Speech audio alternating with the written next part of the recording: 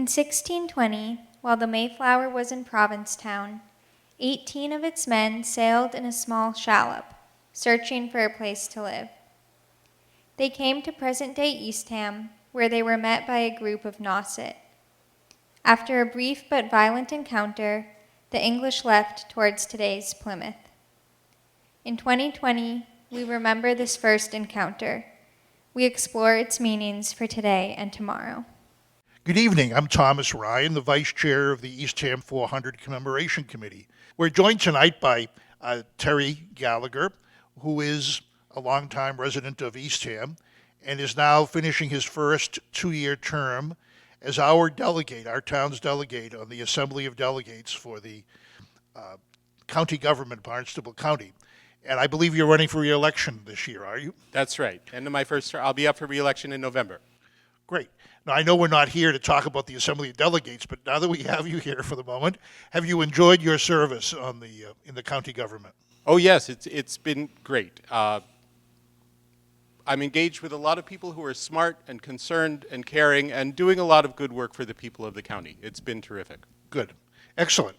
Now, you can see here we have in front of us, or beside us, we have here, I don't even know how to spell it now because we've talked about varying spellings. We have a kayak. Could you tell us what this is? So yes, broadly speaking, this is a kayak, or more specifically, this is an Iqyax, I-Q-Y-A-X. So kayaks in general are an Arctic technology. The Iqyax is from the Aleutian Islands of Alaska. And I made this last October in a workshop. I've been a kayaker for pretty much the last 30 years here on Cape Cod, and gradually my interest in kayaks and kayaking has evolved to the point where I decided I would make my own. And I went to a workshop in Delaware last fall where a teacher came from Norway, and there were a group of 8 of us each making our own kayaks, although in the end what I decided was it was really us helping him make 8 kayaks rather than him helping us make 8 kayaks.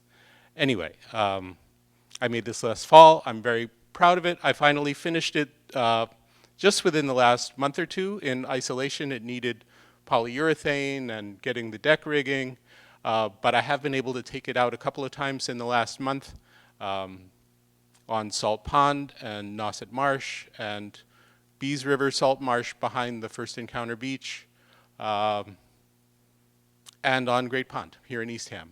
We have wonderful opportunities for kayaking here in Eastham, and this is an activity that's fulfilling to me on a lot of levels. I enjoy the physical exercise, I enjoy the connection with Indigenous culture, I enjoy the connection with nature. Each of those I would love to have time to talk with you about each of those, but first the materiality. Could you tell us something about what these materials are? So this is a skin-on-frame kayak. That's the structure that we're looking at, and that's very close to the traditional way that people in the Arctic, people in Greenland or in Alaska, northern Canada, made their kayaks. It has a wooden frame, and the woods are selected for the straightness of the grain, light wood, strength, easy bendability. So basically you make a wooden frame, and then it's covered with a skin. Now, the skin in this case is nylon canvas, and then it's coated with polyurethane. So there are some synthetic materials here, but basically it is the traditional construction method. There are no nails or glue or screws. All the joints are pegged. And it's just the wooden pegs that holds it all together, and then the skin holds the frame together. In more ancient times, what would the skins have been? The skins would have been seal or walrus.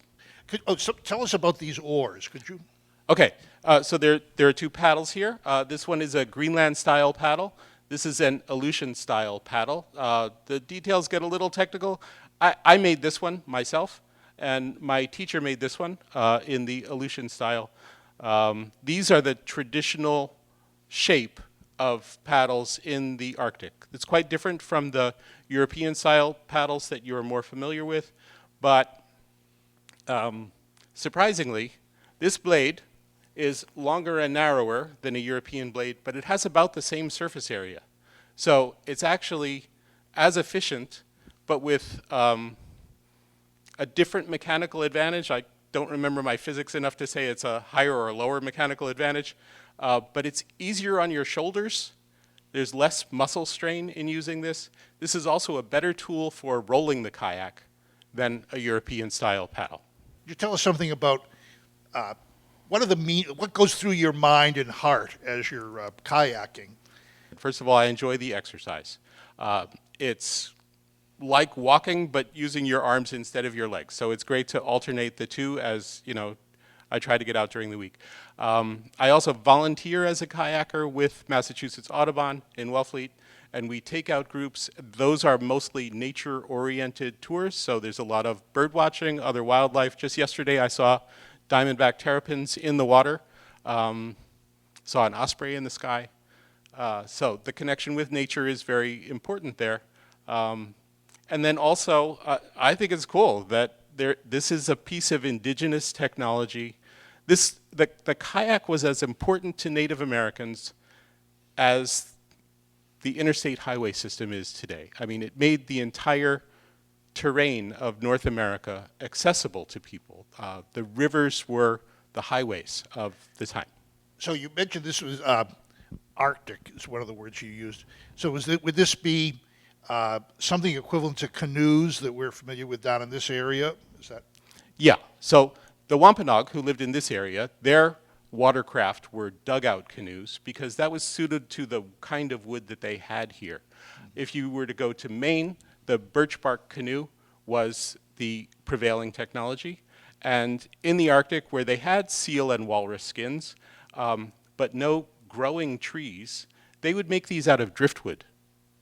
So the original wood that was used in the Arctic to build kayaks, was driftwood. And this Arctic, you mentioned the Aleutian Islands, of course, are off the coast of Alaska. Yeah. And then there's all of northern Canada, then there's Greenland that you referenced, and you mentioned Norway.